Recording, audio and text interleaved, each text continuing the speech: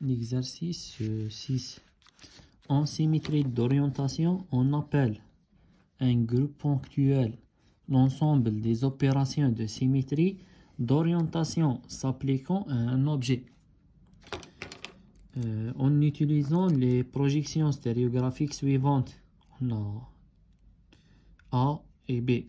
Donner tous les éléments de symétrie en précisant leur orientation, puis compléter ces stéréogrammes. On a ces deux stéréogrammes. On va déterminer les éléments de symétrie à partir de quoi? À partir des directions équivalentes suivantes. Je vais répondre sur la feuille. C'est l'axe X et celui-là c'est l'axe Y. On va déterminer les éléments de symétrie. Qu'est-ce qu'on a dans ce cas?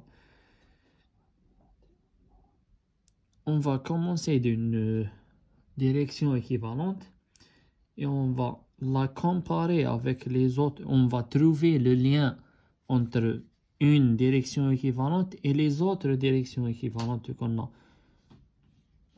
Donc je vais la considérer comme une direction initiale, celle-là. Je vais chercher le lien entre ces directions équivalentes. Entre cette croix, je vais la noter 1 comme l'identité. Le passage de croix de la croix qui est à gauche vers la croix qui est à droite, c'est par l'application d'un élément de symétrie, c'est par l'application d'un miroir. Donc je pense que j'ai un miroir ici, et pour confirmer, je vais un miroir, comment il est orienté? Il est perpendiculaire à Y. Voici mon Y et voici mon miroir perpendiculaire. Je vais confirmer avec les deux directions équivalentes ici. Un rond avec un rond. Je pense à un miroir qui est perpendiculaire à Y. M perpendiculaire à Y. Qu'est-ce qu'il fait le miroir? J'ai X, Y, Z. Le miroir, il inverse une seule direction, une seule coordonnée. Il inverse Y. Comment je vais confirmer ici? J'ai X ici, Y, et sur Z, on est le croix. Qu'est-ce que ça veut dire? Ça veut dire que je suis en haut, donc hors le plan, avant le plan. Je suis là dans ce point ici. Donc d'ici j'ai parti ici. Qu'est-ce qu'il est changé? Le Z, il reste Z, donc plus Z, il reste plus Z. Et le X, voici la coordonnée X, elle reste X. Mais Y, au début, j'ai Y bar. Qu'est-ce que j'ai obtenu ici? Un Y. J'ai une inversion. J'ai vérifié que j'ai un miroir perpendiculaire à Y.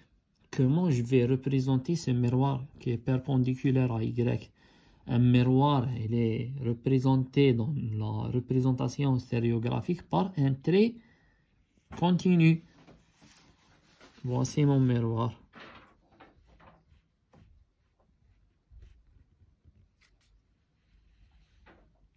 Miroir perpendiculaire à Y. Et aussi, qu'est-ce que j'ai?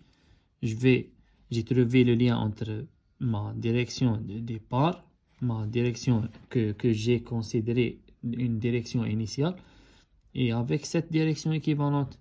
Maintenant, avec cette direction équivalente, on a ici, qu'est-ce qu'il est l'élément de symétrie qui relie ces deux directions équivalentes. Est-ce que c'est un miroir? Non, c'est pas un miroir. Donc, c'est quoi? C'est quoi l'élément de symétrie? J'ai un trièdre droit ici, donc c'est pas un axe d'ordre 3 et c'est pas un axe d'ordre 6. Est-ce que c'est un axe d'ordre 4? Qu'est-ce qu'il fait l'axe d'ordre 4? Une rotation de combien? De 360 sur 4. 360 sur 4, c'est combien?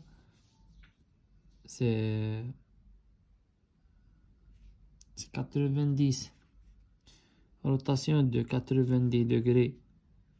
Je viens ici, mais j'inverse. Mais je reste toujours dans le plan.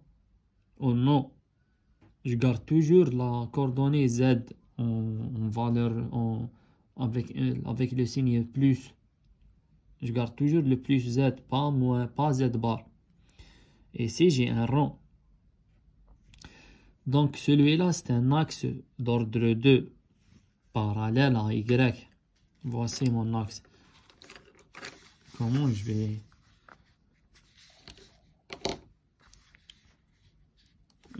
comment... Oui. Celui-là. Voici ma direction équivalente. Avec une rotation comme ça. Ce truc, il était en haut. Maintenant, il est en bas. Avec une rotation de 180 degrés. Donc, et c'est identique entre ces deux. Donc, c'est un axe d'ordre 2 parallèle à Y. Donc, j'ai quoi? J'ai un miroir perpendiculaire à Y. Et j'ai un axe d'ordre 2 parallèle à Y. Comment on représente l'axe d'ordre 2 avec une ellipse? Et il est orienté selon Y, donc je le représente ici. Il y a un autre ici, parce que l'axe il est selon Y. Voici mon axe d'ordre 2 qui est parallèle à Y. Maintenant, est-ce que j'ai un lien entre cette direction? J'ai trouvé le lien entre la première et la deuxième. Et entre celle-là et celle-là, il me reste de trouver un lien entre ces deux directions équivalentes. Bien sûr, c'est un centre d'inversion. C'est un centre d'inversion. Donc, il est où le centre? Il est situé où? Et ici, dans le 0, 0, 0. Donc, j'ai un centre d'inversion en 0, 0, 0. Comment on représente le centre d'inversion? Par un rond vide. Donc, un rond ici vide. Et j'efface. Qu'est-ce qu'il y a à l'intérieur? Maintenant, il faut déterminer quoi? Donner tous les éléments de symétrie en précisant leur orientation, puis compléter ces stéréogrammes. On est d'accord. On déduire le groupe ponctuel correspondant ainsi que son ordre.